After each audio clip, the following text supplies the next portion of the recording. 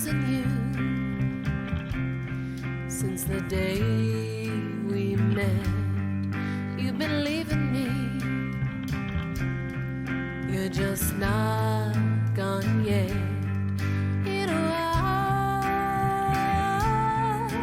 this'll fade away. Someday, I'll make it one whole day. Heard your song again. Driving home last night. Turned it off and then back on one more time. There's a line right before it's done. You can't miss it unless it's already gone. Disappearing it keeps on coming back. Now you see me, now you don't. First you leave and then you won't. Disappearing it.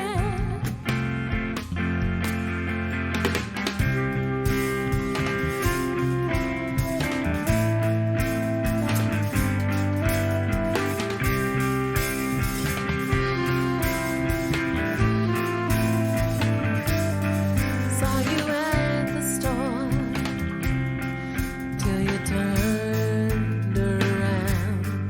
Then it wasn't you anymore that I found and refound.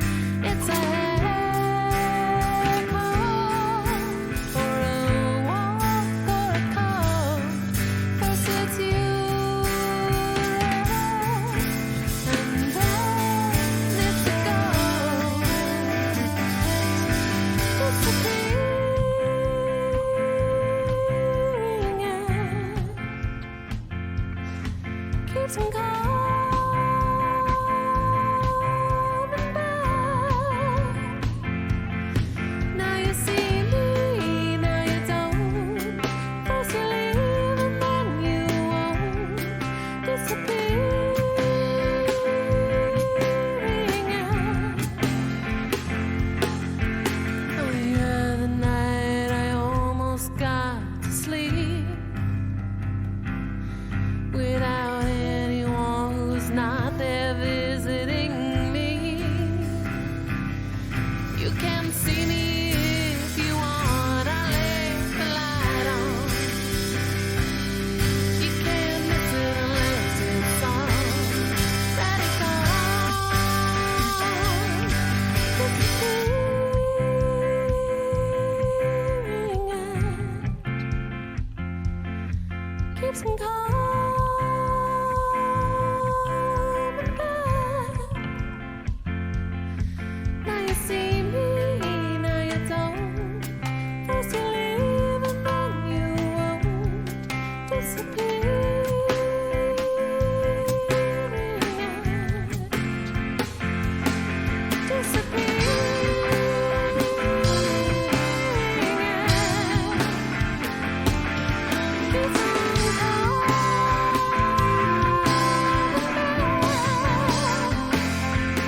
Now you see me, now you don't. First you leave and then you won't. Disappearing it.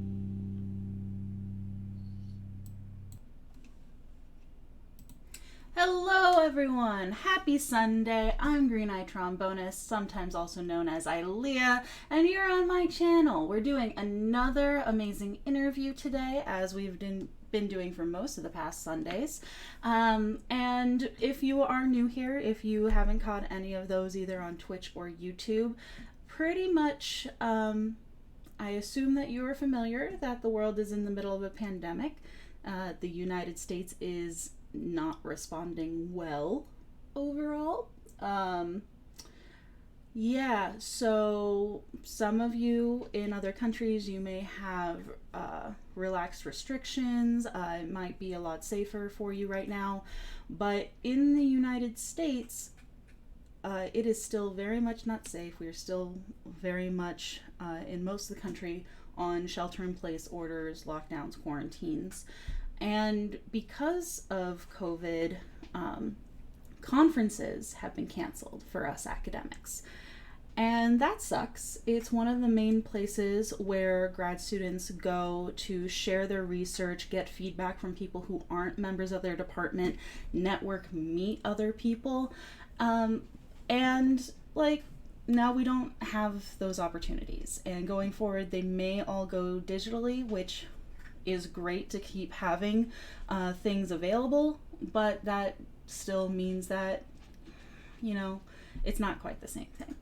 So as my conferences this spring were being canceled and we moved to shelter in place orders in my state, I want to make a space available for grad students to share the work that they're doing, so that they don't just completely lose out on sharing. And instead of gearing it towards instructors, other academics in the field, why not allow us the ability to communicate with people who are maybe not in our field?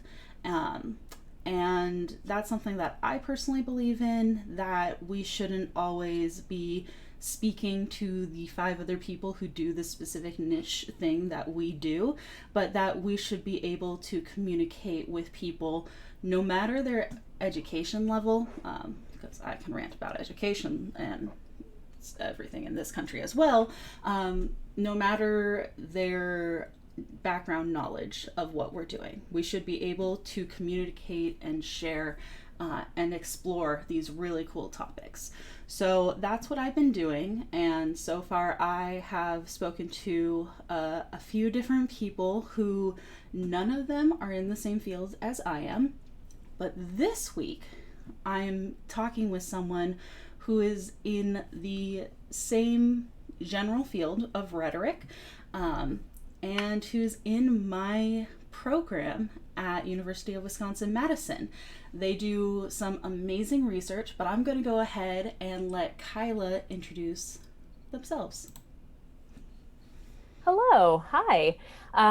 So my name is Kai Prins, and as Ilea said, I am in the Rhetoric, Politics, and Culture program. I'm in my 2nd year at the University of Wisconsin-Madison, specifically in the Communication Arts department. There are so many labels. Yeah, it's like, what are you doing? And I'm just like, well, I'm in communication arts, but I'm in the rhetoric, politics, and culture track. And within that, I also do some of like the MCS track. But really, I'm just interested in these things. And yeah, exactly. So, so rhetoric is the general thing, if you want to know what I'm doing. And if you want to know what rhetoric is, don't ask us. No rhetorician really knows. Yeah, I feel like very few people, I think specifically if you ask a rhetorician in communication what rhetoric is, will just be like, how much time do you have, right? Yeah. Like if it's like rhet comp in the like English department, slightly different. But I will say I was not always a rhetorician. I kind of became a rhetorician by accident. I came back to school after 10 years. My background is actually in dramatic literature, playwriting, and dramaturgy. So rhetoric was sort of a pivot. However, it surprisingly aligned really well with my research goals. So so that's the general gist of who I am and what I'm doing. And that's something that I always find so interesting and coincidental, that I don't think most people watching know, Kyla and I actually lived in the same area in California.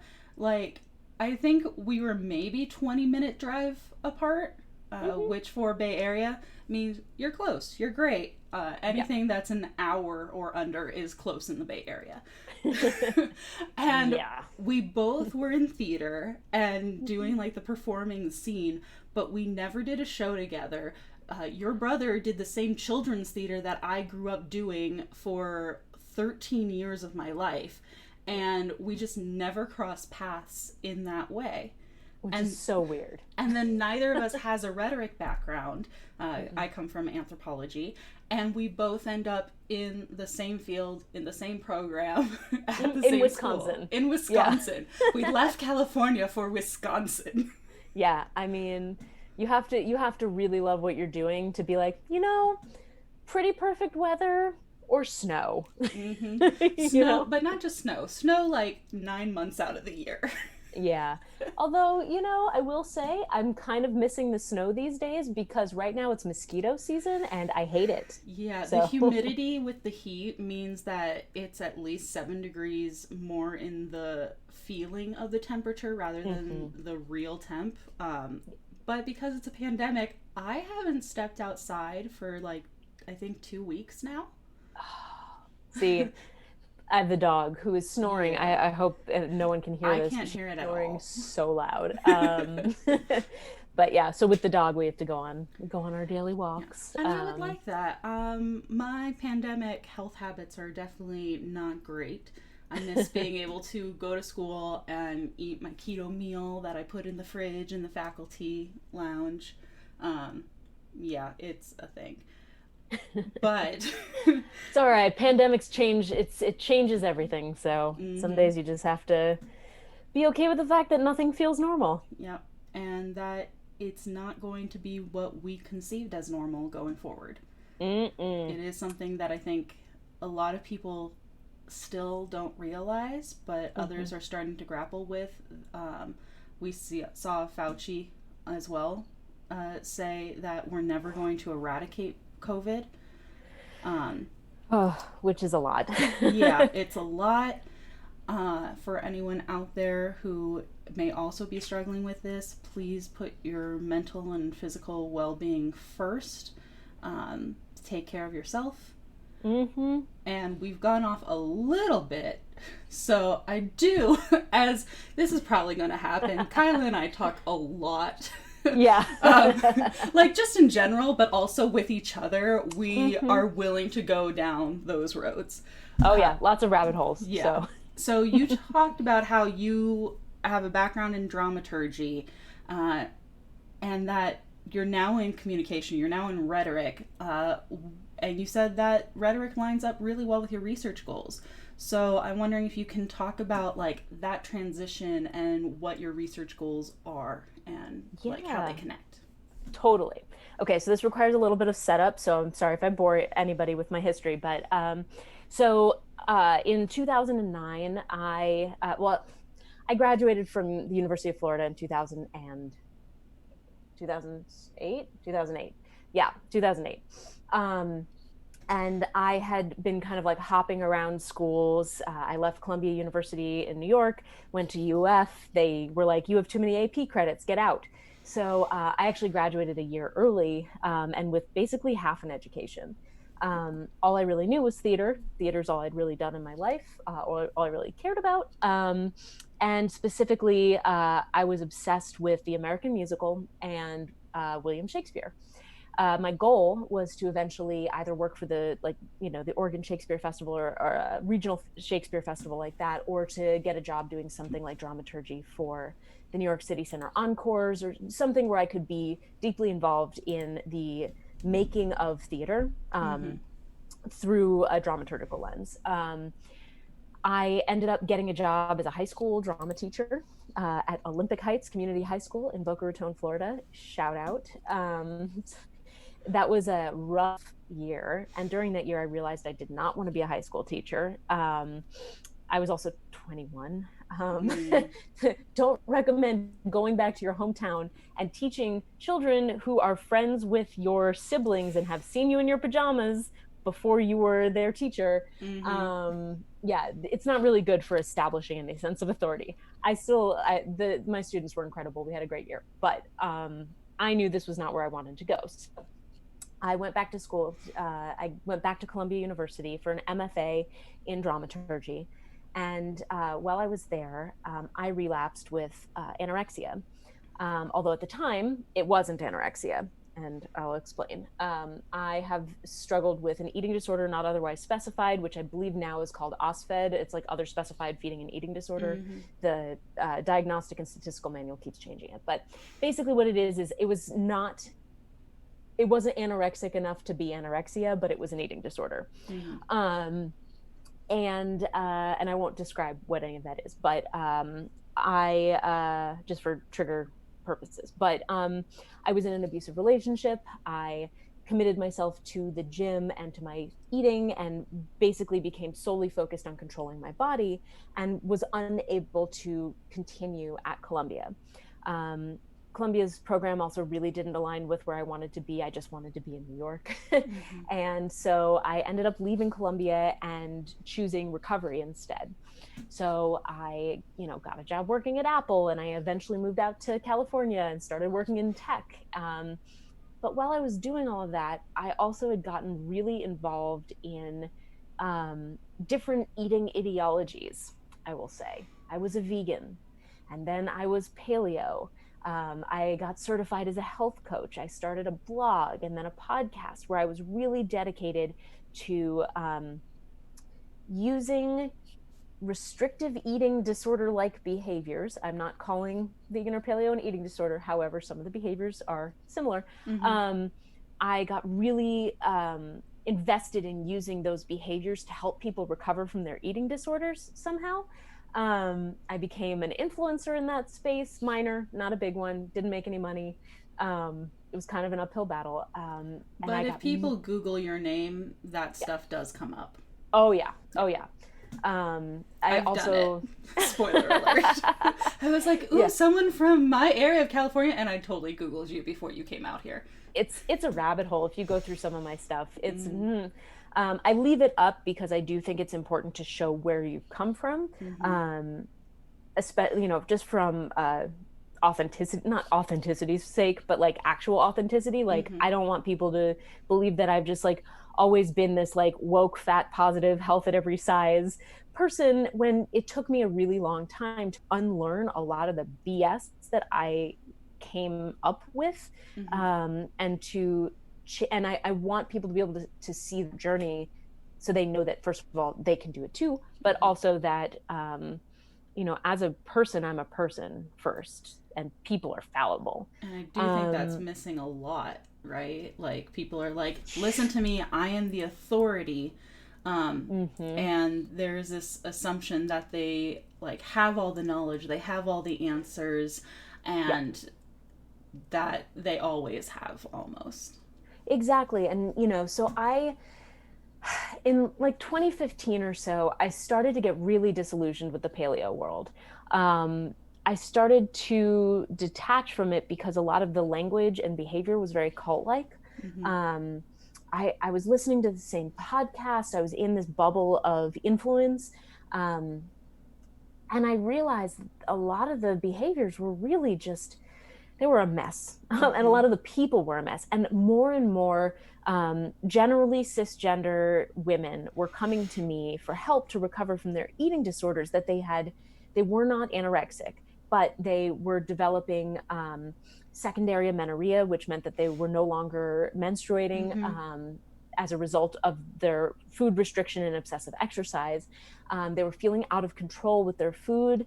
Like, they were feeling like they were in this bubble of like, I have to eat perfectly, but if I do that, I'm also somehow sick, right? And so I couldn't with like a good conscience continue doing what I was doing, because I felt like people were starting to see me as like the eating disorder recovery person, where they could continue just recovering and being in this cycle of recovery forever, because it felt good to be there, if that makes any sense. And I saw this happening, like even with my wellness coaching friends, where they were focused on like fat positivity or health at every size, where all they wrote about, all they thought about, all their followers wrote and thought about was like the brand, the brand of health at every size, the brand of eating disorder recovery, the brand of fat positivity, whatever it is. And there was almost like, you can't have anything outside of that brand because then it stops being the brand, if that makes any sense. So I went on this like soul searching journey where I like got rid of my podcast. I started like doing research on my own about like, why do people believe the stuff they read online? Why do people position themselves as experts? Why do we feel like we have to be constantly learning from one another about these really specific things and then constantly buying back into the brand over and over and over to gain or give social capital to one another? And I started working on this podcast because I love podcasting, called Your Body, Your Brand. And it originally was just going to be like me interviewing like 8 of my like feminist online friends about like, what does it mean to be a feminist on the internet and not have a brand? And it turned into a 2.5-year long project that actually turned into a 15-episode documentary. And as I was going through and interviewing these online experts about feminism, I started picking up Sarah Benet Weiser's work and Brooke Aaron Duffy and all of these other researchers who are actually doing work on this thing that I thought was just like happening in my corner of the internet that nobody could see. And one of the things I realized is like, okay, if I had known in 2012 when Authentic came out that Sarah Benet Weiser was doing this work, like if I could read this work and understand this work, how much better would this have been for my mental and physical health? To like have that crossover between the online the online influence world and the academic world. So I thought, okay, what if I go back to school and I do that? You know, that's why I really appreciate that you're doing this, where you're making you're using different media to make research accessible for people. That's what I want to do with my work as well.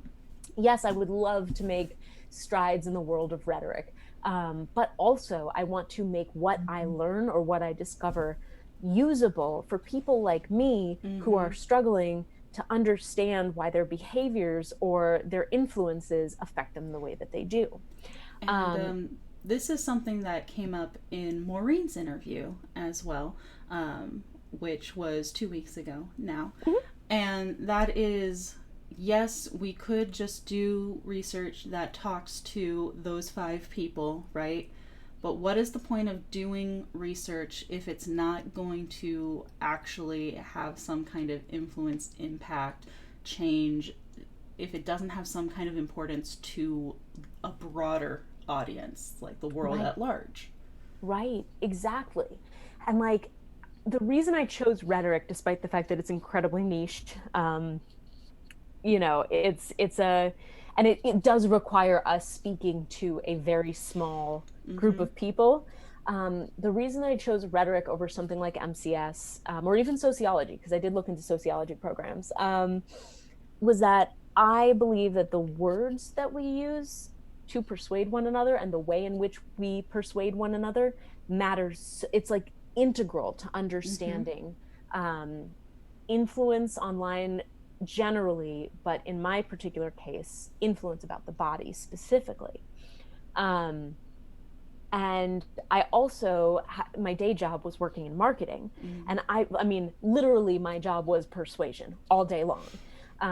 So I am... And just, since we didn't talk about it before, like we joke as rhetoricians that like no one really knows what rhetoric is. There are about 1,000 different definitions, but at its core, rhetoric does have to do with identifying and understanding the ways that people persuade each other in communication, whether that be a visual communication, verbal, something like ASL.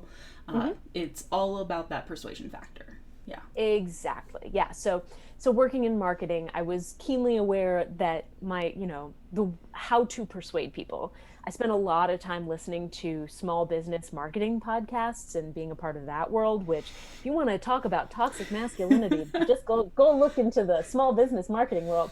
And and there's a lot of women doing the toxic masculinity thing in there too, and even some queer people. It's great. It's wonderful. Everyone's just toxic. Was I saying? Yes. You were doing a lot of persuasion in your day Yeah. job. You were doing this podcast, which became would you say a podumentary? Are we allowed to Yes, say it was that? I don't know if we are, but we are now. Yeah. Yeah. It's a documentary. It's fairly. I mean, it's fairly niche still. It probably. I think I had like 17K downloads last year, which was not too shabby. Yeah, that's not bad. Yeah, it's not monetized. Like I have a Patreon, because whatever, I did spend 2.5 years on this work and had no weekends for 2.5 years, but it's fine. But since you brought it up, and I don't have it from other stuff, what is your Patreon? Oh, that's a good question. I can look it up. I think it's still, what is it? Body Brand Pod? It could be. I don't know. Oh, it's at Performing Woman. Yeah. So if you would like to, we're going to share some other things that Kyla is doing. If you would like to support Kyla's work, there are things for like the specific work we're going to talk about in the future, but if in general, would that be a good place for people to go? Sure. Yeah. I mean, let me find the link for you. I'll get that for you in a second. But like I'm not doing this stuff to make money per se. The only reason right now that I would like to continue raising money, especially through Patreon, is I do actually want to make a second season. And part of one of my struggles with doing this kind of thing is like, I do want to make sure that I'm actually like compensating people for their time. And like, it's obviously like stuff like this, right? Like, it's fun to be able to have an audience to go share to, but I also really feel deep in my soul kind of weird about making my podcast without compensating people, especially because I'm hoping that I can focus this season on people whose bodies don't tend to be visible in the eating disorder conversation. So, yeah. So anyway, so that's, let me grab this. This link for you, but so the Patreon, it's I've released a whole bunch of what's it called, I guess like bonus episodes and stuff like that, but I haven't had a chance to work on the podcast since I started school, because as it turns out, school's a lot. School is a lot. Yeah. Yeah. Okay. So it is patreon.com/bodybrandpod. It's changed so many times over the years. I'll send it in the chat to you, Ilea. There you go. Cool. Neat. Sorry about that. All good. Clearly I'm good at marketing. Well, that's another thing, right? Is a big reason, and a big motivation for this, interview series is to give that space to not speak so professionally while still talking about your research and your interests, right? So often I think that people, grad students in particular, like when at the beginning of the year, we usually sit down and like introduce ourselves and our research interests. For the new people, we do that when people come to visit, and what you always see, and I'm guilty of this too, is the potential new grad students and the first years and second years tend to go towards, well, I've done a lot of stuff like this, blah, blah, blah, and like not being able to define yourself and your research interest, but also feeling like intimidated about that fact. Like you should have everything figured out and be able to give your 30-second elevator pitch using the jargon and sounding super professional. And like, it's silly. Again, I do it too. And yeah, so the ability to talk about your research, but it's stuff that makes, like, you're passionate about, right?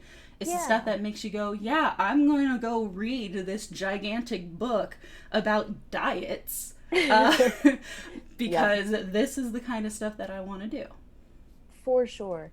And, I will say, so part of my trouble and struggle in even just thinking about what we're going to talk about today, right, is that this isn't my only research focus, because I do have a background in theater and performance and all that. And I know we'll talk about it later, but it's one of those things where it's like, how do you position yourself as like this very specific expert, especially when you are talking to an audience of the, people who are also very specific experts, when you're not per se that specific. Yeah. Well, that's and I think go ahead. No, I was just gonna say that's one of the things that having an advisor in grad school can help you with. At least in my case, with my advisor, Rob Glenn Howard, great, really well known in the field of like digital rhetoric. Again, very niche community.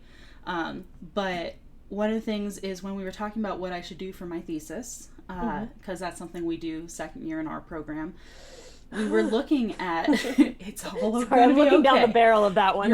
It's all going to be okay. I do not think that you're going to end up taking an entire summer like I am to then be able to defend. So one of the things we did is we talked about the previous papers I had done for seminars that I was passionate about, that I liked. Like I gave a list of these seminar papers basically. And we were going through this and he went, so you're really interested in the like area of performance and that seems to be central to your research. And I didn't realize that at the time. I was like, I'm doing all these fun things. Let's look at Twitter. Let's look at Twitch. Let's talk about the Harry Potter fandom. Let's do some musicals now. Like I was just being like, I did whatever interested me in topics at the time that would work for that class, whatever that class happened to be. Right. And it took that outside perspective of someone looking at those papers, looking at the topics and the titles to go, yeah, these are all like under an umbrella of performance the way that you're approaching this. Yeah, oh, for sure. It's definitely helpful to have that outside perspective. And that's why in those first couple of years, don't worry so much about like defining yourself, right? For sure. For sure. And though I will also say, coming back to school after 10 years away as a grown-up, right? I'm going to be 34 this year. I don't know if that actually counts. I mean, I play dress up and have stuffed animals. So like, and we'll talk about the dress up later, but I promise it's not as weird as it sounds. I'm a drag queen. No, it's weirder. It's even weirder. It's actually great. But like coming back after 10 years, after having kind of like, I went to grad school because I kind of had an idea of what I wanted to do 10 years ago. Coming back at the age of 33, I know what I want to do now. So it's also easier for me to form, like, even though obviously it sounds like I'm all over the place, I actually have a pretty defined sense of where I want my research to go. And I know that especially for younger grad students who I've been talking to, like, you come in, and I say younger, physically younger, not necessarily like I'm, second year, whatever. But people come in like right out of undergrad, and how in the world can you know what your research interests are? Like, sure, 4 years in undergrad, I'm sure you had a very dedicated research trajectory or whatever, but like, how can you really know anything about yourself at the age of 23 or 24? Also, I kind of challenge the notion that they have a dedicated trajectory between like gen ed requirements and upper division requirements and everything else. Like just coming from anthropology, mine was a general anthropology program, which means I took courses in biological anthropology, archaeology, and cultural anthropology. And all of those contributed to my degree, but none of them shows a clear trajectory of where I'm going to go. Right, exactly. So I guess my point is, like, it's cool if you don't know what you're doing yet, especially at the beginning, like, when you hit like, I don't know, your 10th PhD, maybe you should hopefully know what you're doing, but like, maybe halfway through your dissertation, like. Oh, definitely. Once when you're writing the dissertation, you should at least know what that's about. Yeah. General idea. Be able to know how you're getting back to it, marketing yourself when you're on the job market. I hate that we use all these economic terms for academic stuff. That's a separate rant. But so you were doing like marketing in your daily life, you were getting into your podcast on like diet culture and kind of like breaking down the toxic elements of that. Yeah. Right? Yeah. So yeah, just to go all the way back to that. Yes. Yeah. So That's what I'm here for. yeah. So what I realized that my podcast was about, and I do think that this is technically how I'm the umbrella for my research focus in the same way that you're looking at performance. When I'm thinking about my primary research focus, it's diets, dogma, and dollars. So looking at the ways in which diet culture, sort of like religious rhetoric, and neoliberalism intersect in, on, and across the bodies of health coaches and personal trainers on the internet. So I'm looking at things like the rhetoric of health and medicine. I'm looking at things like the rhetoric of religion. And I'm also looking at economics. And I'm using a feminist lens to examine all of that. So I'm going to ask you something difficult right now. Go for it. Can you, in one sentence, one short sentence, define neoliberalism? Yes. And I know that anyone familiar with the concept of neoliberalism does know that this is a lot to ask. Yes. Would you like a whole book on it? Yeah. So when we're talking about neoliberal economics, it is the idea, it's an individualist economics. I guess that's kind of the best way to put it. It is sort of the idea that we are all capital.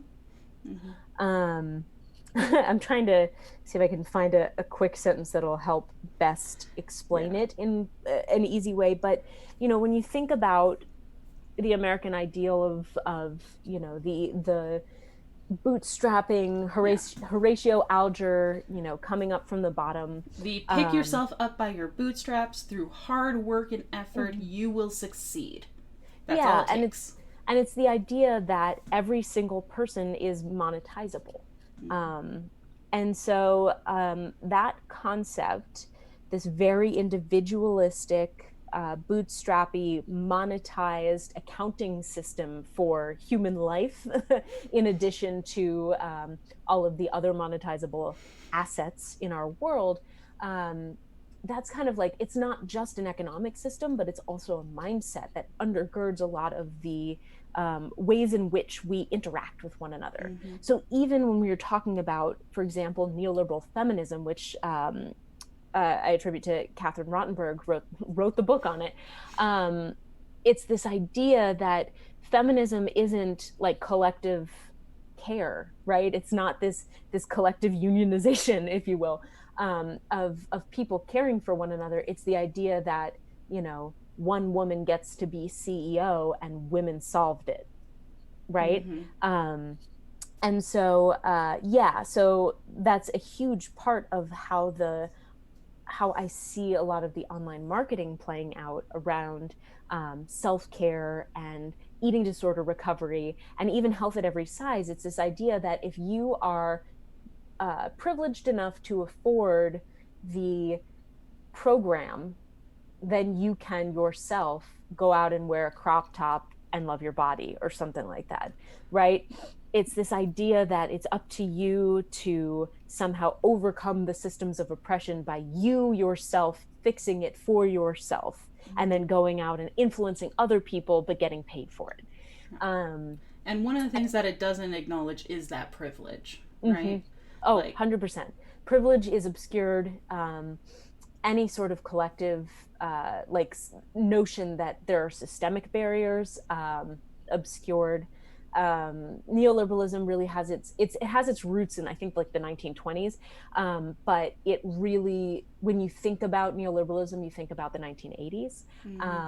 Reaganomics. So, exactly.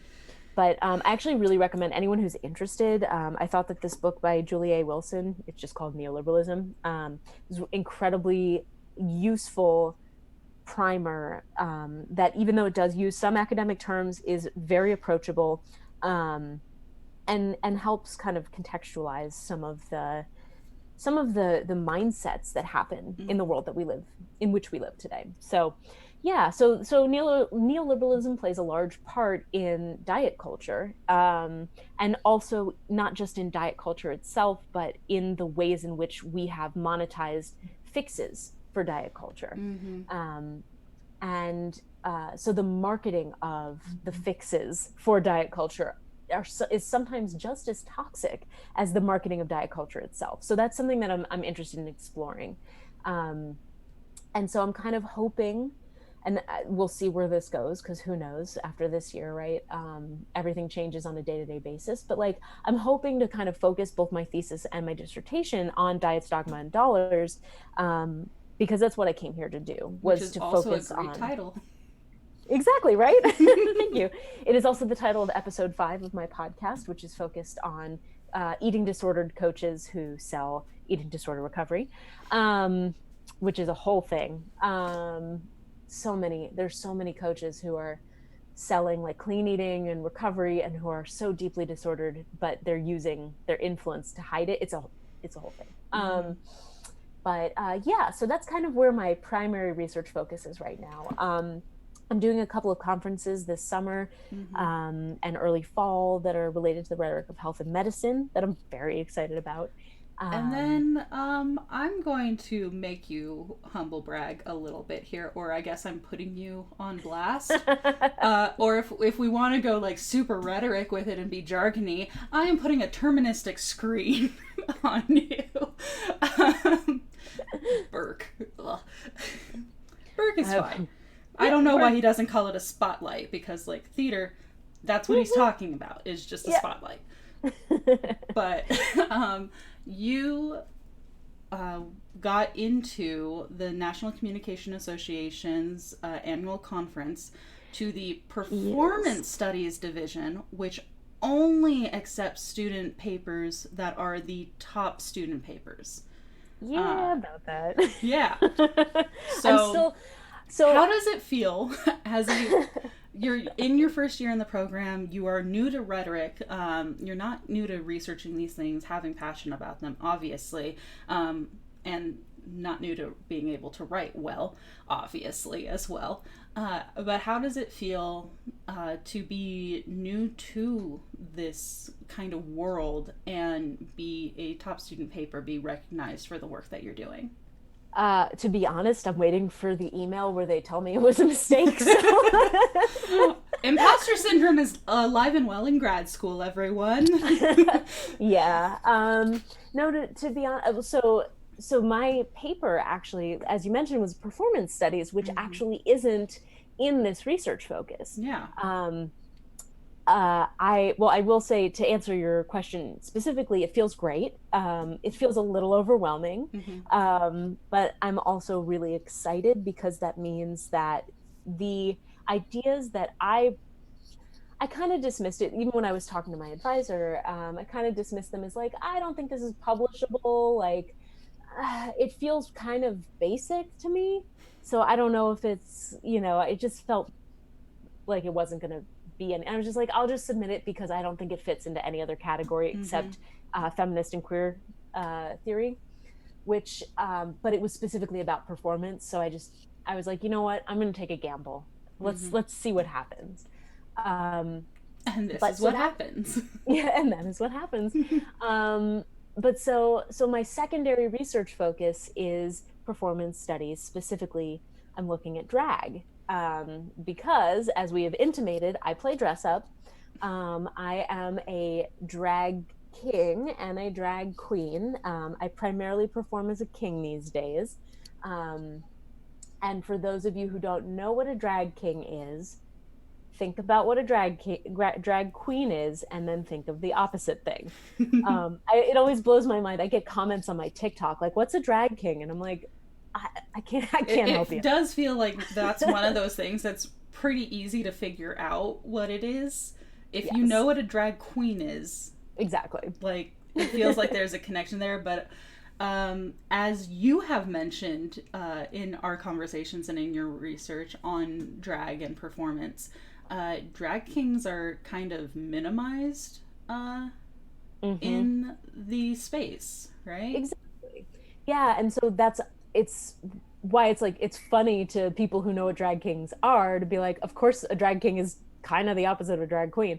But because drag queens are so emphasized and drag kings are so minimized, people honestly have never had experience with them. Um, you know, this is not a new statement. And if I tried to cite my sources, it would be everyone on the internet. RuPaul doesn't like kings on his show. Mm-hmm. And in a lot of ways, because RuPaul is the sort of the entryway for a lot of people into drag, what they see is a very specific kind of queen. Mm-hmm. And even when he lets alternative queens on the show, they're still within a very specific model. So coming from the Bay Area, where we do weird stuff, we're weird. Like, yeah, we have San Francisco and Berkeley, and actually a very thriving community theater scene in San Jose in particular. Yeah, and so like there's a lot of alternative drag. And so when I say like the opposite of a drag queen, it's sort of dismissive, because drag kings aren't necessarily just assigned female at birth people performing as men, right? Like that's a very reductive sense of what drag kinging is. I actually have I have another podcast, video podcast called All the King's Voices. I also didn't give you the link to this because why not? But I'll drop it in the chat. So I have a podcast called All the King's Voices, where I've started interviewing other kings. And it's really interesting because so many of these kings, I don't know if that'll take you there, but good luck. I'm going to try and open it and not have it interrupt us. Autoplay, yeah. Okay, awesome. Good luck. It did an autoplay. Awesome. Yeah. But yeah, so there are drag artists who gender bend, who mix masculine and feminine aspects, who are completely androgynous, who there are drag kings who are male impersonators who try to pass as male, which can, the term passing is problematic, but and I tend to fall under the more male impersonator side of things in terms of how my looks are developed. There are like alt kings who are like weird and goth and like do all kinds of like strange sideshow like there's a range. So but most people aren't exposed to that because what you see is a very specific kind of glamour queen who has made it onto RuPaul's show. And so a lot of my research is focused on kind of filling in the gaps about kings, specifically about the rhetoric of performance and how we see masculinity performed on stage. Because as I was doing some research on this, the majority of the articles that I found about drag kings, not every article, but the majority of articles that I found about drag kings were either about gender performativity, i.e. I do drag because I'm trans or genderqueer or whatever, and it helps me express that. Or they were articles about why masculinity is boring and unperformable and not interesting on a stage. And I just was like, I know so many incredible kings who are so like, just you go and watch them and you scream your head off because they're so good. How could you say that masculinity is boring? And yes, many of those kings also use drag king performance as a way to express their gender identity, but that's not all there is to it. And sometimes their gender identity isn't the same as their king persona. So even when it's an alternative gender identity, right? Like, I don't know. It's one of those things where like, I don't walk around the world with a mustache on, but Will, my character, Will actually, he does, right? I tend to feel more genderqueer, gender fluid, but my performance on stage is of a cishet man, right? So, yeah, I don't know. It's one of those things where I saw these gaps in the literature, and I was just like, somebody's got to touch this. I'm gonna poke the bear. So I did, and I got into into the NCA conference. So, And if there are any future grad students watching now or who watch later on YouTube, or people who are thinking about going into grad school, thinking about what their research interests are, I think that's an important takeaway here is you went, this seems too like basic, people won't be interested in this, but what you did was you found a space that hasn't been touched yet. yeah. You found an area that academic research hasn't gone to, and you, I think Sarah has said this to you before. Let me know if I'm incorrect about that, but that if you see something and you go, that needs to like be researched, be talked about, and you don't find anyone else doing it, maybe that means you're the one who's supposed to do it. Exactly. Exactly. And, especially in rhetoric, there really isn't that much on drag, especially on kings.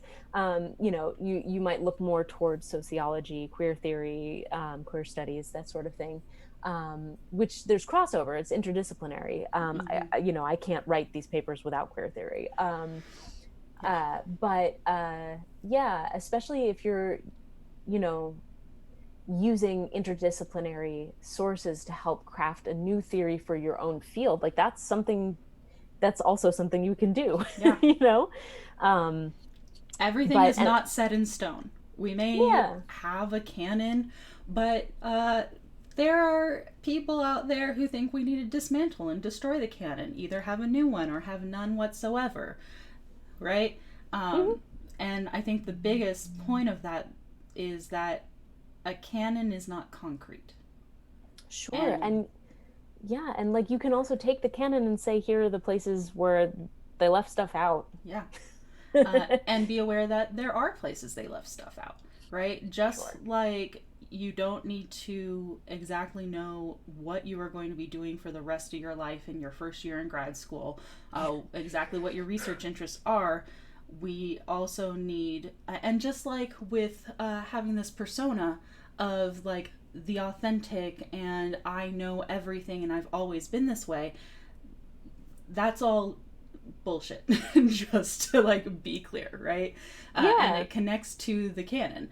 The canon is the canon because people have cited it a lot. That doesn't mean that it is the end all be all on authority on anything that you can look at in your field. Yeah, for sure. For sure. And, especially when I was thinking about writing that paper in particular, like looking at gender performativity, everybody writes about gender performativity, which is not to say that it's not important. I think it is. I do think, performativity gets misused. People conflate performativity and performance all the time. The idea that repetitive actions that you do every day that kind of state, for example, your gender, right? Like my repetitive actions that are unconscious that just continually state my gender, even if it's not something that I say every day, that's performativity. Performance is when I put on a mustache and go on the stage and say, look at me, I'm a man, right? Yeah. So I just thought it was interesting that so few people really are interested in the actual performance of drag, as opposed to like what it says about the performativity that, and I say, keep researching performativity, keep talking about it, keep iterating on it, destroy it, build it up, do what you got to do. But I was just like, there's another thing we could talk about, I guess. So I ended up writing that paper. I wrote a second paper for my queer methods class where I used the read as my method. So I used a drag, like the idea of like reading each other. And I'm also doing a close reading of Dragula, which for those who is are on not Netflix. familiar, Yes. Yeah. For those who are not familiar, there is a drag king on season 3. Highly recommend that you go check it out.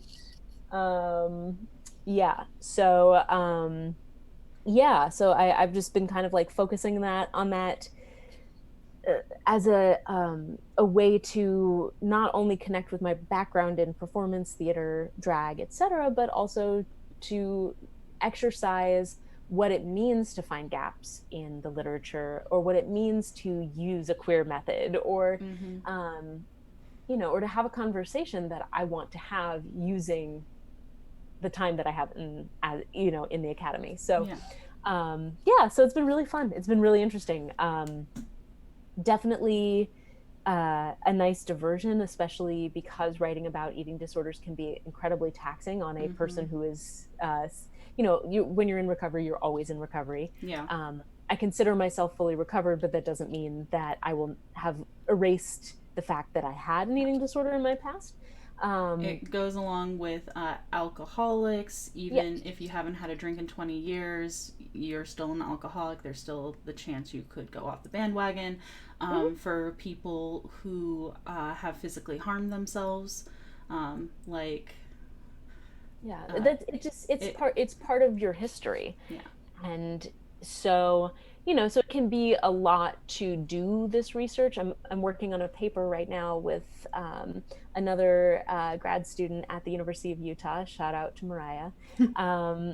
And we're looking at Instagram accounts of women who do Beachbody, and I'm not gonna lie, it was like a really rough week when I had to go through and like do qualitative coding for 50 different women who are engaged in a behavior that I used to do as a way to hurt myself. So to be able to look at drag and to take a break from something that I'm very passionate about helping other people with, to just like do this palate cleanser that I care about as well. It's nice to be able to mix it up, even if it does muddle my personal brand as an academic once I go on the market or whatever. Is fine. We have a professor in our program, Rhetoric, Janelle Johnson, and she has switched her research trajectory multiple times. And so I tend to follow in with her of, when you are on the market, you should be able to say, these are the things that I have done, here's what I'm going to be doing next. That doesn't mean you're saying, here's what I'm going to be doing for the next 20 years. Yeah. Oh, for sure.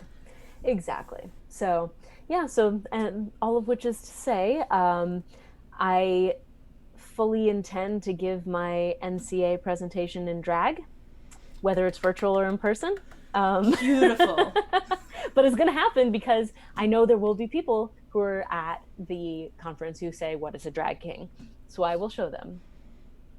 And our panels aren't at the same time, and yours is not at 8:30 in the morning. Oh my god, I'm going to hate that so much.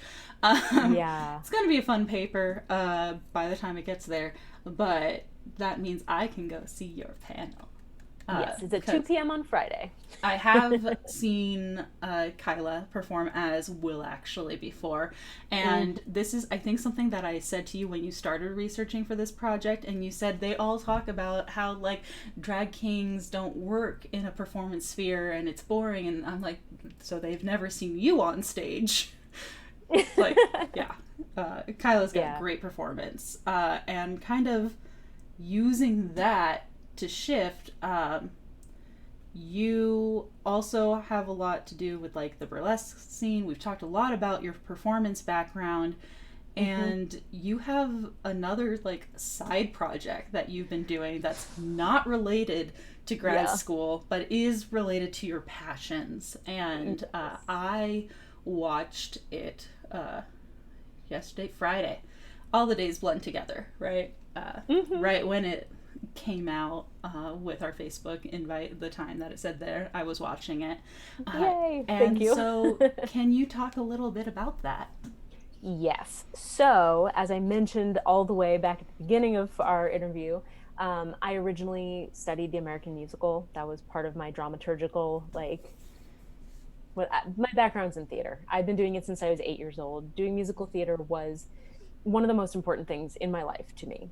And when I left Columbia 10 years ago, I was incredibly disillusioned with theater in general, and I stopped performing completely. Flash forward to 2014, I went on a date to a burlesque show, and it changed my life. And I said, I'm going to do that. I couldn't believe the variety of bodies and genders and performance styles. And shout out to the Hubba Hubba Review for putting on a hell of a show, because it made me want to get back on stage. And there were no burlesque classes in the South Bay at the time, where both Ilea and I lived. And so I joined a pole dance studio instead, and I became a competitive pole dancer, because why not?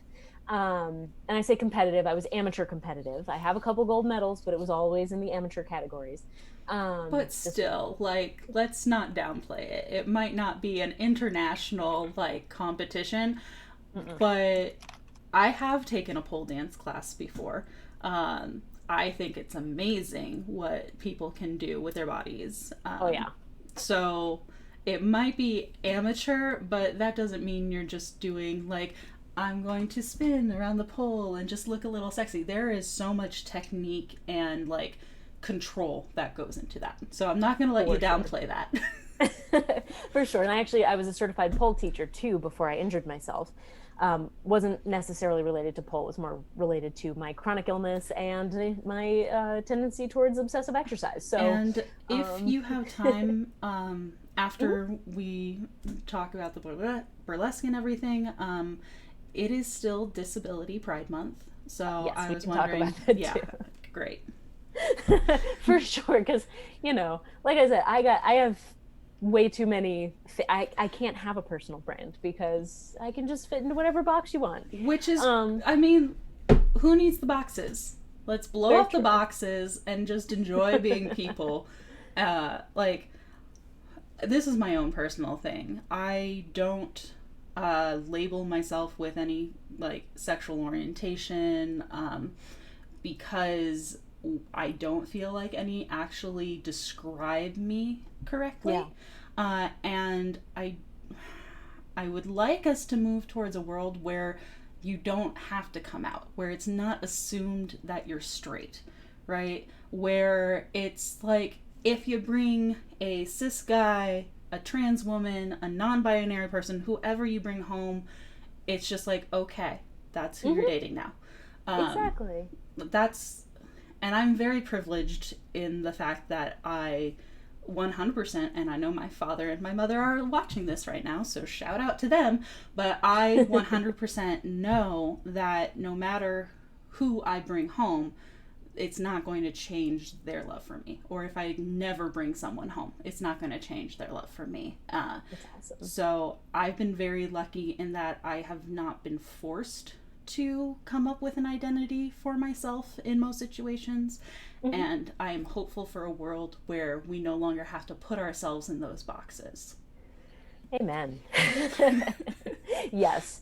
But so all of which is to say, so the particular I guess box we're talking about is burlesque, which is also a pretty, I mean, it's funny when people think of burlesque, in the same way when you say drag, people think of a very specific kind of RuPaul glamour queen.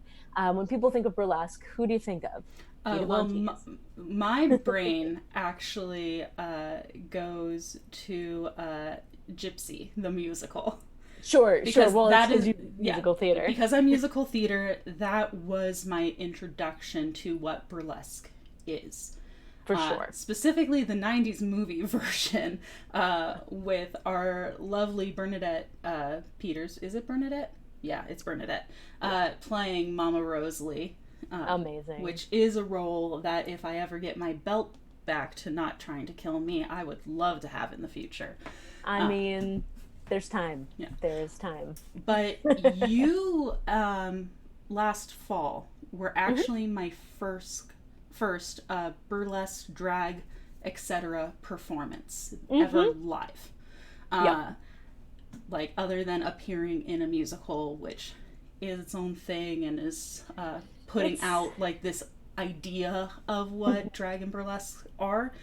And I think that one of the big takeaways that I got there is, just like you've said, just like drag king performance and drag queen performance has such a wide base, like different areas you can go, different niches, all under this wide umbrella. The same is true of burlesque. 100%. So burlesque is incredible because there are these amazing showgirls who, know how to put on like, the Swarovski crystals and the ostrich feather fans, and they do the very specific glove peel, and it's set to like music from the 1950s or whatever, and it's fine and it's great. A lot of the performances that you'll see at the Burlesque Hall of Fame, which is the big, the big performance every year, the person wins Queen of Burlesque.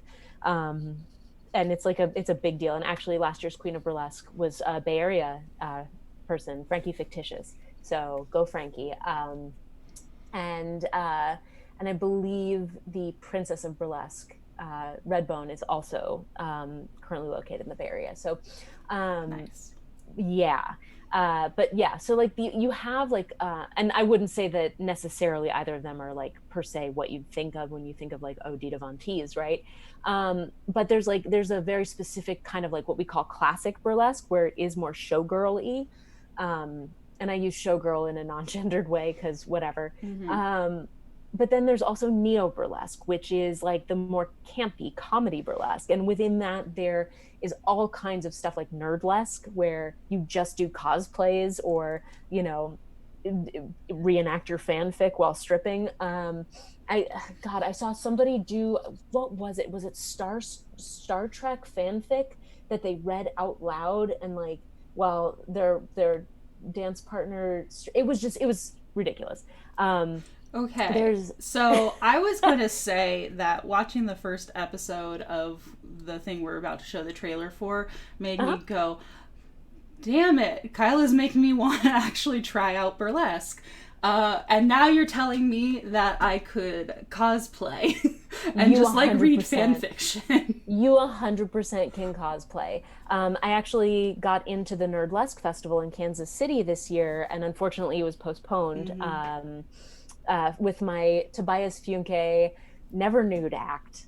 And yeah, so I paint myself blue on stage. It's real dumb. You say dumb, I hear great. Yeah. Oh, all of my stuff as well is just dumb, and it just makes me real happy. But so all of which is to say there's a whole bunch of different styles of burlesque. And it can be funny, it can be sexy, it can be scary, it can be weird. I have seen some strange stuff, and it's awesome because it's all valid. And it gives you the chance to be the writer, the producer, the director, the costumer of your act and the actor, right? So to tie this back into what I was doing in New York and when I left and whatever, in 2016, 2015, I started doing burlesque, and 2016, Bombshell Betty had a show at the Elbow Room in San Francisco that was musical theater themed. And I went, hold up, you're saying that I can cast myself in a musical. I don't have to wait for somebody to tell me that I look more like the funny best friend or ensemble number 4. I can just sing the song that is in my range, but I just don't look like it. I can make the costume. I can do something really fun to it that they would never do on stage. And I can sing while I strip. Blew my mind. So I did You Can Always Count on Me from City of Angels. My friend Rosie Rains helped me rig a dress with a front zipper, and I sang on stage for the first time in more than 10 years. And honestly, it was terrifying, but it was so liberating. And then that year, I actually was accepted for a concert showcase series at 54 Below in New York. And I was the first burlesque dancer to do a show on that stage. Wow. So everybody else was building their concerts around musical theater, but just kind of like it's a sung through thing. There was an incredible one by this guy named Rocky who did like Waiting for Jonathan Groff. And so his whole show was about like waiting for Jonathan Groff to come. So funny, so good. Somebody did an entire show about being a voiceover actor and all of the like weird shit that you have to do as a voiceover actor, and using musical theater as a way to tell the story.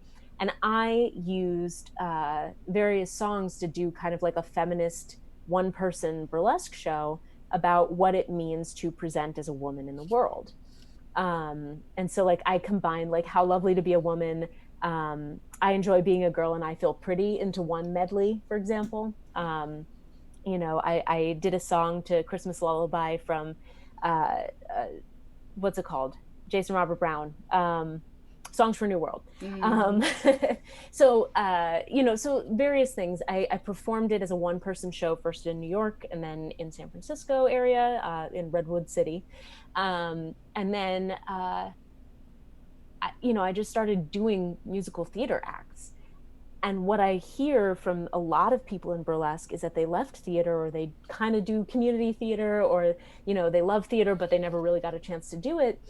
But wouldn't it do that one burlesque act to XYZ show?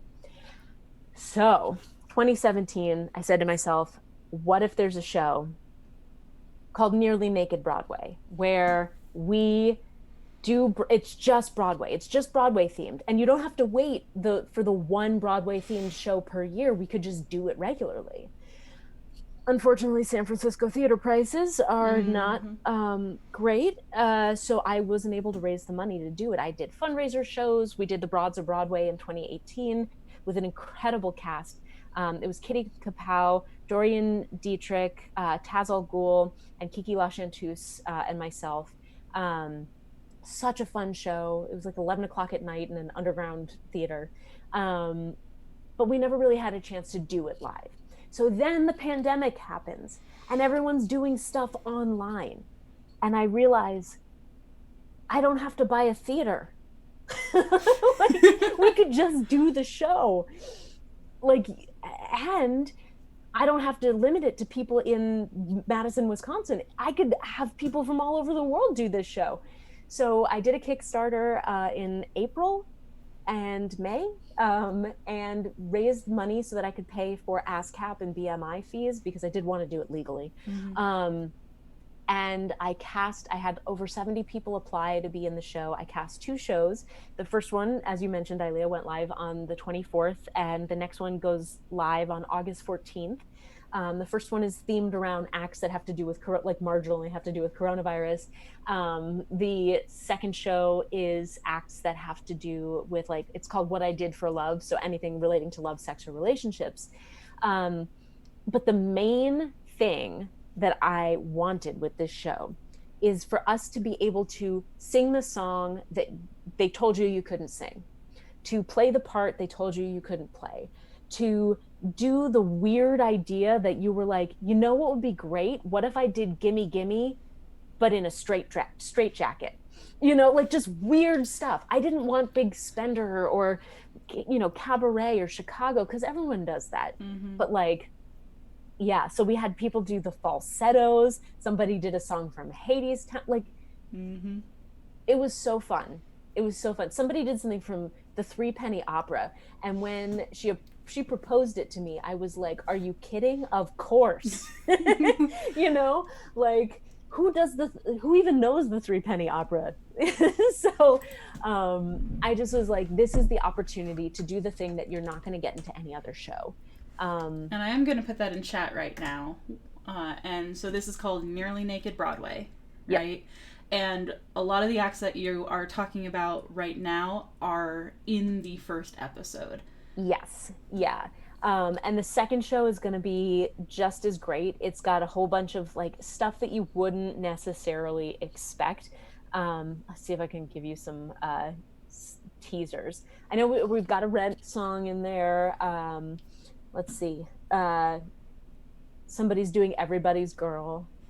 Someone proposed Bend and Snap from Legally Blonde, and I was like, get in my show. So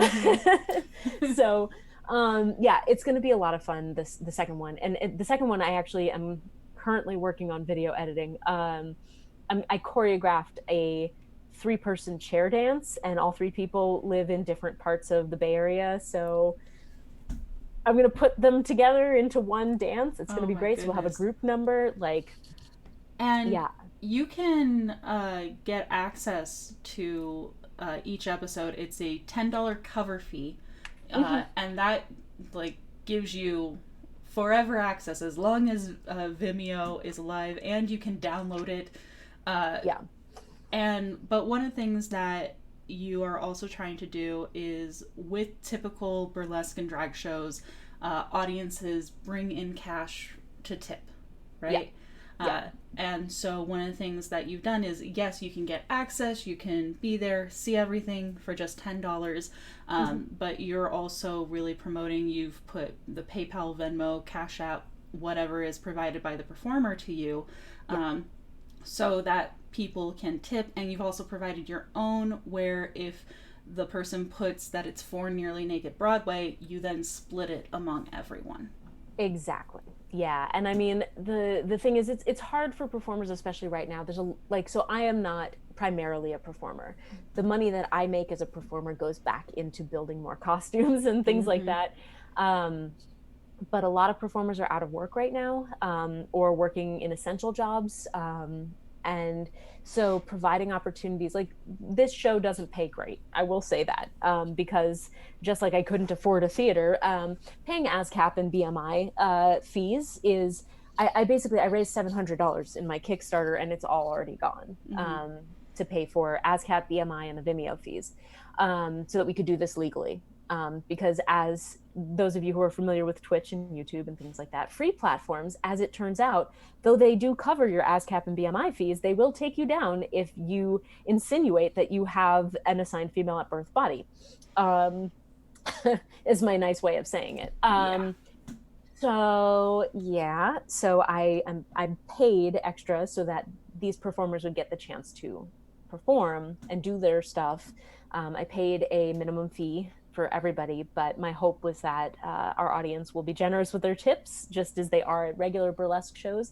And my other hope is that the more tickets we can sell, the more I'll be able to pay my performers in the future. So my hope is to kind of keep it rolling. You know? That $10 entrance fee goes to keeping Nearly Naked Broadway digitally alive, right? You already have a lineup for a potential third episode, even though the money has all gone into the first two episodes, and hopefully you'll be able to, through ticket sales, show that episode, which I'm looking forward to because it is Halloween themed. Oh my gosh, so many. Okay, so as I mentioned, there's a lot of weird burlesquers, and I got a couple of like really great like goth, gore, like creepy numbers. Like somebody was doing like Witches of Eastwick, Sweeney Todd. Like there were some really great suggestions of acts and submissions. And so because I created a rolling application, I've kind of just like put all of those weird ones to the side to be like, hey, so if we can raise another 300 plus bucks, we could do a Halloween show. And the more tickets we sell for each show, that goes back into future shows. And I have the ASCAP and BMI licenses through the end of the year. Okay. So I mean, we could do a holiday show. We could just keep it going. I don't know. But yeah, so that's my hope. I know that I don't have time or energy or anything to do these things, and yet it's something that I'm so passionate about. I can't imagine my life where I'm not doing things like performing and producing. I have told you multiple times that, like, I've asked, are you okay? Are you sure you want to do all of these things? You have so much passion and tenacity that just, like, goes into all the things you do. And I love it because, like, things like this, I feel like I personally benefit. I paid my $10. I got to see a great episode on Friday.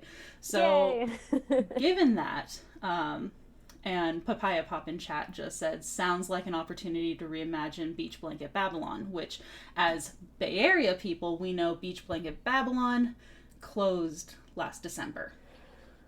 I'm so grateful. I very briefly worked for BayArea.com, which is a now defunct startup from the Mercury News, but I got free tickets to go review Beach Blanket Babylon in, I want to say, the fall of 2017, and I'm so grateful I got to see it because I didn't. Actually, no. You know, parents and I talked multiple times about, like, different birthdays going up and seeing it, and it just never ended up happening. Yeah. Well, I mean, I can't promise another Beach Blanket Babylon, but it would be so. It was my original dream to make Nearly Naked Broadway a traveling show, because a lot of burlesque shows tend to just be like it's the host and then people do their acts and sometimes there's themes. But I try to really incorporate sort of like a story or some sort of like arc to it, with my character Lydia La Vie, my drag queen character. And like my idea was to be able to travel with it and like cast people in different areas, and just be like, okay, here's the show, I need 7 acts, submit away, we'll be there from this date to this date, we'll do 7 shows and then move to the next town kind of deal. Obviously as an academic that would only be during the summer now. You can take a sabbatical for a semester. Right, exactly.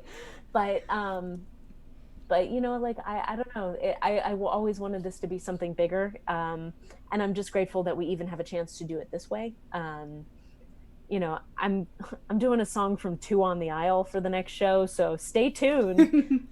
I did Nick and Nora in the last one, so yeah, just I got a whole closet full of like, I don't know if you can see, I've got my playbills from all the shows my husband and I saw when we were dating. I got a whole closet in the next room full of costumes and act ideas. So, please spread the word.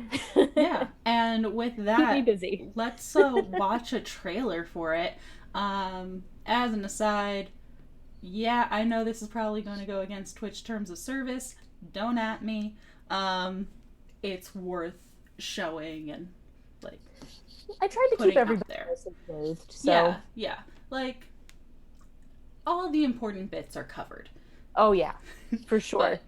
We can have a conversation offline about Twitch and how it polices female bodies. But let's go ahead and watch the trailer for Nearly Naked Broadway. And as I mentioned, theater people have a tendency in the dressing rooms to do what we are doing on stage. And many of us who are on stage doing burlesque actually got our start in the theater.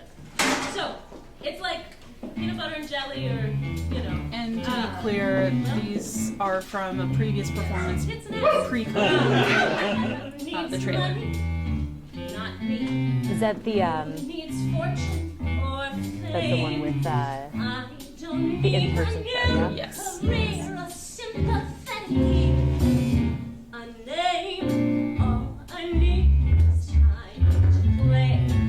Only one game, guide me to the mind. I know what I like. Don't you wanna be the life of the party? Don't you wanna be the cream of the crop? Don't you wanna shivering fears? I'll take quits till someone calls a cop. Now you may, when you first signed up for this, thought, we're gonna see some cabaret, some Chicago, maybe Big Spender. No, we're bringing you weird shit. Which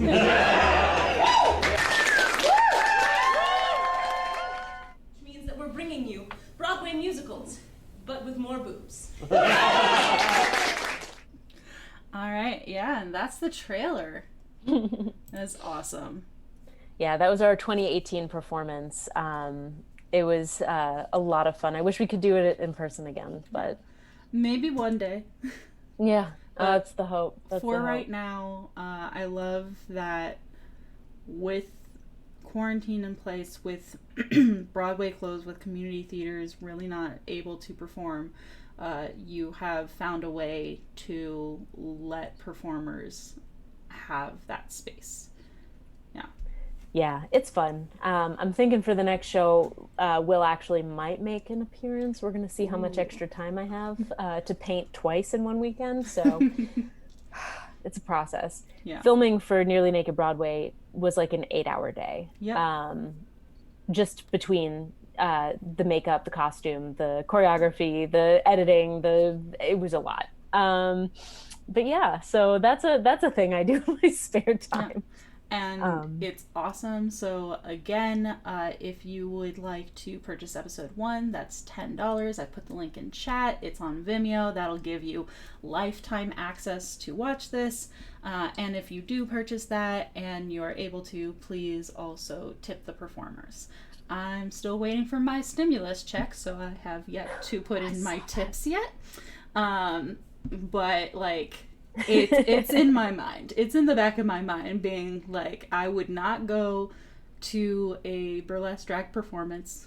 Granted, I learned this through going to your performance, but I would not go without some like dollar bills, y'all. Right? Yeah, exactly. Yes, and for those of you, when you do go back to live performances, whenever that's safe and allowed, always bring tips, because your performers, to quote many a drag queen, we spend a lot of money to look this cheap. So, and to put on some really amazing performances. Yeah. For sure. Yeah, and episode 2 will drop the 14th. Provided I don't pass out in the process of putting it together. Which, please don't. Yeah, no, I'm all right. I'll be okay. Okay. But I do suppose that it does tie into what you'd asked about disability stuff. And we are at an hour and 20 minutes, so like if you don't have time to talk about this, totally fair. But if you would like to, I'm very much here for it. I can give you a quick thing. In 2016, nothing I say is quick, but in 2016, I was diagnosed with postural orthostatic tachycardia and Ehlers-Danlos syndrome, which basically means when I go from sitting to standing, my heart speeds up and my blood pressure drops, and I possibly can pass out. Along with a series of issues with my autonomic nervous system that include gastrointestinal things and hypersomnia, which makes me have to sleep a lot. And EDS also like causes hypermobility issues, correct? Yeah. So EDS, I have the hypermobile type. So other people have it way worse than I do, who, especially when it affects their cardiac muscle, brain stem, all sorts of things. I'm very lucky that it's just that I'm too flexible. Except the problem is I'm not flexible at all. So I just break. I don't bend. And so as I intimated when I was talking about doing pole dance, I had torn a tendon in my leg when I was much younger. I still live in chronic pain, and I just managed to tear the exact same corresponding tendons in my arms while I was pole dancing. So, and I've dealt with unstable joints pretty much for years, and it's only gotten worse over time. So we're at the point where I get to walk around campus with a rolly backpack. And if I do my chair dance choreography, which is one of my like signature things, I usually end up spending like 2 weeks in recovery after that. Yeah, I think I've yelled at you, like yelled in the, I'm like scolding you, but not really way, about like, that this causes you so much pain. I know, but it looks so cool. So but yeah, so it's a thing I live with. I am very lucky that, my POTS isn't so bad that it, that I am not bedridden. I did spend most of this week in bed because it just felt better. But the good news about the pandemic is I can. And that's one of the things, right? I don't know how many of your courses are going to be digital this semester. Is it all of them? All three. Okay. And is your TAing also going to be digital? Yes, and they have said we have a job, and if we do not feel comfortable or safe coming in, then okay, but they do want some people to come in. So, as somebody who has basically all of the symptoms of like long-term COVID my heart, I don't want to get long-term COVID, so I'm gonna not. Yeah. And I think that is totally fine. Like, it can cause lifelong complications for someone who is quote unquote perfectly healthy, which also no one's perfectly healthy, spoiler alert. But this is something that I've also come to realize I have polycystic ovary syndrome, and one of the things that goes Also along that. with that, right, is they assume you are insulin resistant.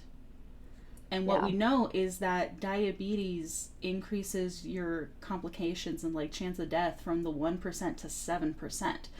And PCOS mimics diabetes with the insulin resistance. So I'm over here going, okay, does that mean that PCOS people also have these increased risks?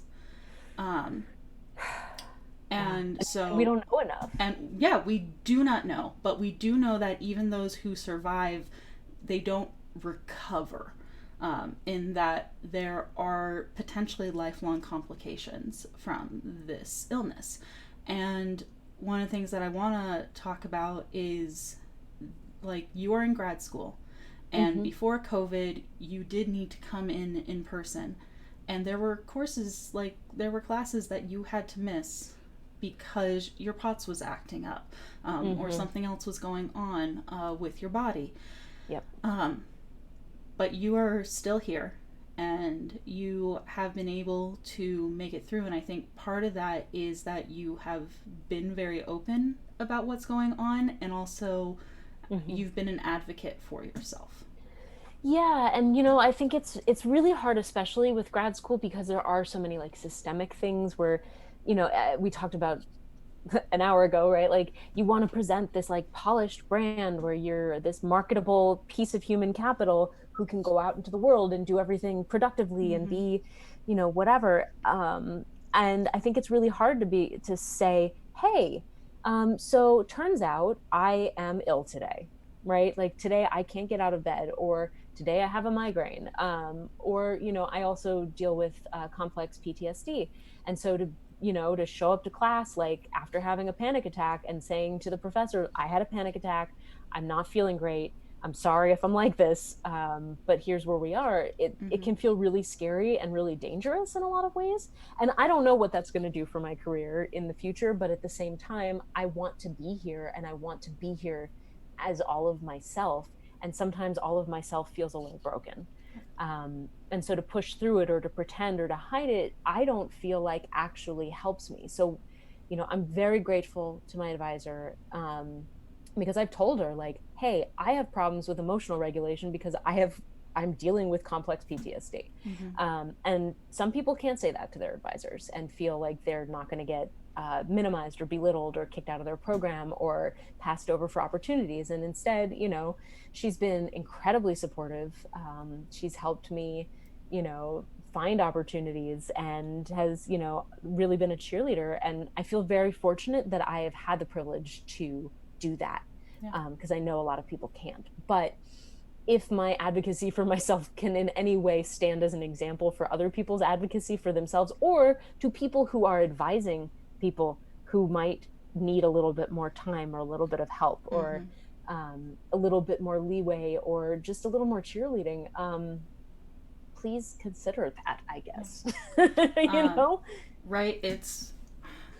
We criticize neoliberalism because we are not all cogs in a machine. We are not these like perfect market actors that can be maneuvered around like chess pieces. We are people. We have personal lives. We have personal problems. We have physical problems, mental stuff going on, like a ton of responsibilities that we're all holding. And this is something that I try to do in my classroom, is make it clear to my students, like, just let me know as soon as you can. If it's an emergency, I don't want you worried about like trying to email me from the hospital or something, right? Like, exactly. I don't oh my goodness. want you to feel like you need to take your midterm before you can go and check out the fact that your finger is broken, right? Right. And I feel like we need to do this, because if we don't, we're setting up this expectation that when they are in their careers, that they can't go to their parents' funeral, that it would be looked down upon. And that's not the world I want to live in. So I do appreciate how open you've been about your own struggles, and I'm trying to get better about being more open with my own stuff going on. We took disability rhetoric together in the last fall, right? And was that spring? That was spring. I didn't do disability. Rhetoric of the body. Yes, I mean that's. I call it disability rhetoric because a lot of it related to disability. Yeah, a lot of it did. Yeah. Which honestly, like, it should. It gives us a really good start into disability studies, I feel. But so we took that class, and one of the things that we ended up discussing is that a lot of people have issue identifying as disabled if they are not permanently like in a wheelchair, or have to use a cane for being blind or something like that. Like, I have arthritis in my back. I was diagnosed at 20, and it is progressing, but I have gone to physical therapy to help slow the progression. I'm never going to heal from that. There are going to be days where I wake up and I have thrown out my back in the middle of the night while sleeping, and I just can't get up, and I can't go to school. Those are facts of life. And I still struggle with identifying as disabled. I'm trying to work towards that because I'm like, well, I don't have it as bad off as someone else, right? Oh my gosh, yeah. Oh, I feel that so hard. I mean, I've literally had a temporary handicapped tag for like years because of my ankle. I couldn't wear shoes. I'm at the point where I can wear shoes again. I have permanent nerve damage, permanent tendon damage, stuff like that, right? You know, with the EDS, like some days it literally is like my neck just stops. You know, I lose ability to use my hand. I've been like squeezing my little hand strength ball thing through the whole conversation. So, you know, it's frustrating, but then I can go and teach a chair dance class where I do tricks, and like it's hard to feel quote unquote disabled when I have a body that is able to do things. And one of the things that I really liked about some of the conversations we'd had in Rhetoric of the Body was about being temporarily abled. Like, everybody is kind of temporarily abled, in one way or another, especially for people who don't identify as disabled, right? Because bodies change over time. Yeah. So I don't know. It's a hard conversation to have because still talking about disability has so much stigma attached to it, whether it's mental illness or physical disability.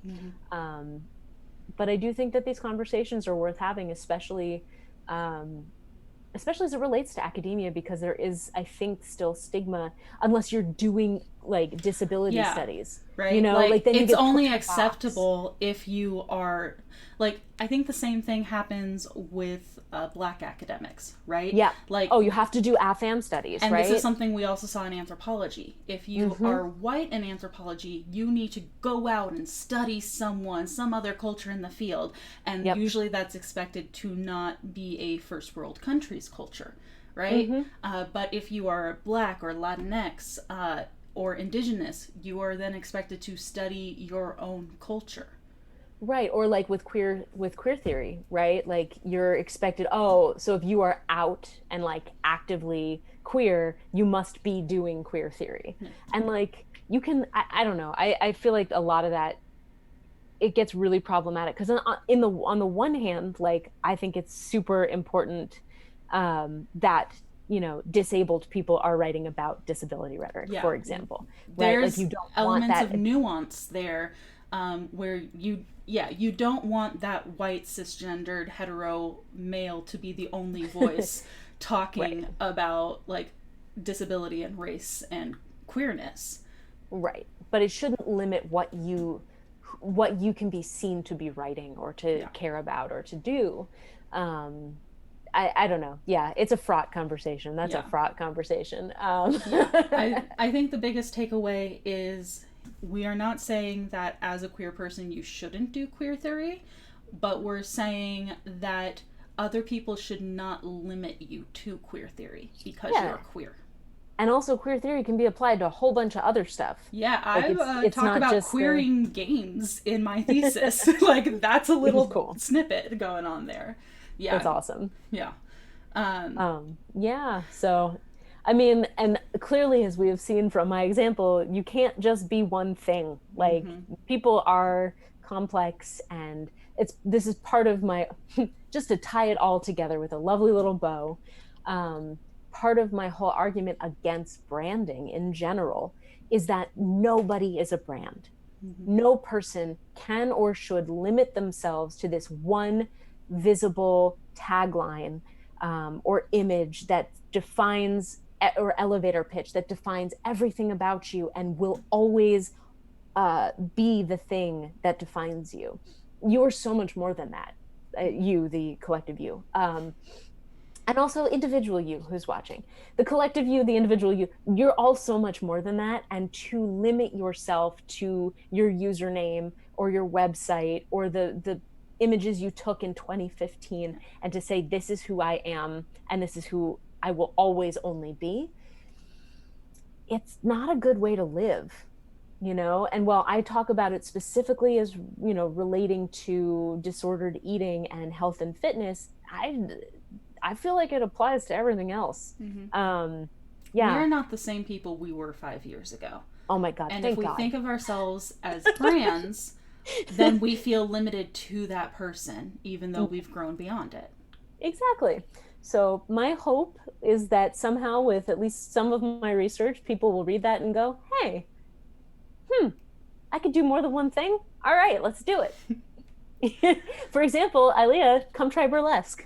Yeah, it might be a thing that happens. I may not share that show with my parents, but... No, that's totally okay. Sorry, parents. Short story, the first time I ever saw the musical Hair, I was 16, saw it with my parents, my sister, and a bunch of moms from that children's theater happened to be in the same row as us because there were people we knew in the show. And I had no context for the musical. I did not know people got naked in this show until, lovely black performer, this one was in front of me. I'm like, oh, those are her breasts. Yep. And then I went, okay, I'm going to be at eye level while watching this scene the rest of the time. And, I was right next to my parents for that. That was awkward. It was less awkward when I knew what to expect going in. But I'm not going to create a more awkward scenario where I am potentially doing burlesque and be like, yeah, come on, parents. That's just a little too much for me. My mom's been in the front row while I've twirled assholes. So. And that's the thing is, I want to say in particular, that is my own personal hang up. Oh, for sure. And it should... I am making no moral judgments on anyone else. One of the things that I get when I do watch the episodes with burlesque and drag is actually the ability to check my own assumptions and why would this make me uncomfortable? Check out my feelings and question them and try and get to the root and challenge them. Which is one of the things that I really like. Makes you uncomfortable, but I do think it's necessary work in life. Amen. Yeah. So, Kyla, where can people find you? They want to find out more about the awesome stuff you're doing. Obviously, you've done these podcasts in the past. You want to keep doing more work there. You've got Nearly Naked Broadway happening. You've got so many research projects and conferences that you're doing. How do people follow the awesome work that is done by you? Sure. So the main place on the internet, if you want to go find me, is KailaTovaPrince.com, KailaTova, P as in Peter, R-I, N as in Nancy, S as in Sam.com. And then I'm mostly active on Twitter these days, at Performing Woman. I also have an Instagram account at Performing Woman, and I just started using TikTok, and it's the best thing on the internet, and don't at me. It's at Performing Woman as well. I went viral. Can I just say this really fast? You went viral? I went, not only am I viral, I'm viral on Glee TikTok, and I don't know why. Because one of the drag makeup videos that I did, all of the kids on TikTok, and it's like all children. I don't post. I mean, obviously you can't post on TikTok, has very strict like nudity Yeah, and whatever because rules. there So are there's no. so many kids, teenagers Yeah. using it. So this is a fully appropriate video for anyone who's concerned.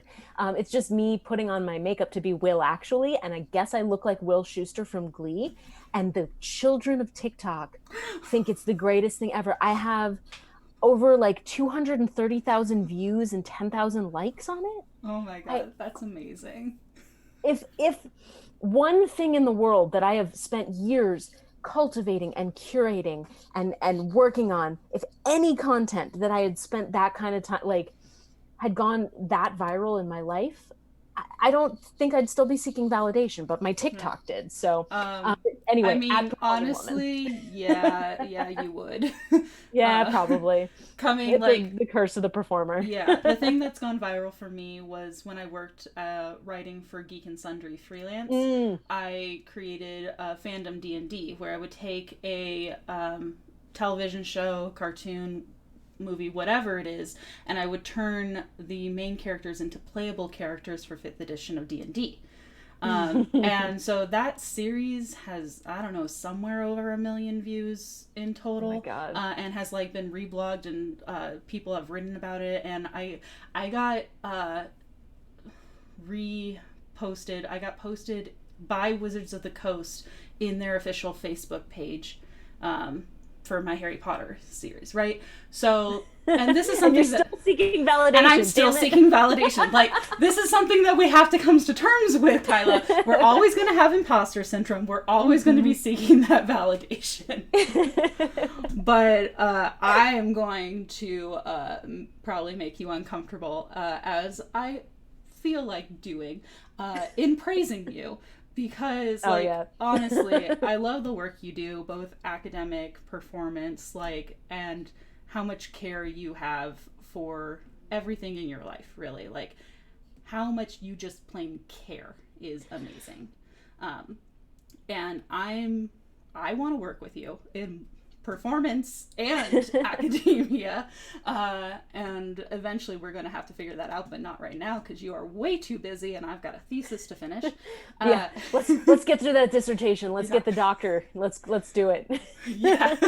Well, maybe something like in between there. At least get the master's, right? Yes.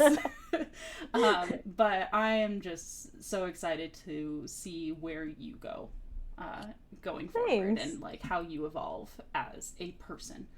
Yeah, it's gonna be Thank you so much. And but seriously, I mean, our backgrounds are so similar. We need to figure out a way to collaborate. Yeah. Also, I started children's theater when I was 8. Like, it's not the first time I was on stage, but it is the first time I was in an official musical. Was the same age that you started on stage. I was like, why is this another thing? It's meant to be, is what it is. So with that, thank you so much, Kyla. We're going to finish off the stream. I will probably be streaming next Sunday. We don't currently have an interview lined up. Follow me at Green Eyed T-Bone for updates about the Twitch channel, the stream, and what interviews will be coming up. Normally, next Saturday, there would be a Realms of the Wild on Zelda Universe TV, twitch.tv/Zelda Universe TV.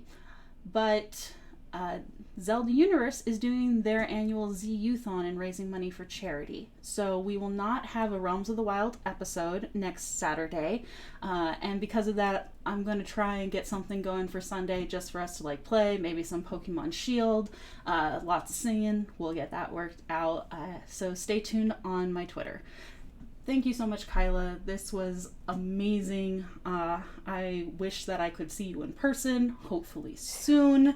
But in the meantime, have a great day, you and everyone watching, and we'll see you next time. Bye.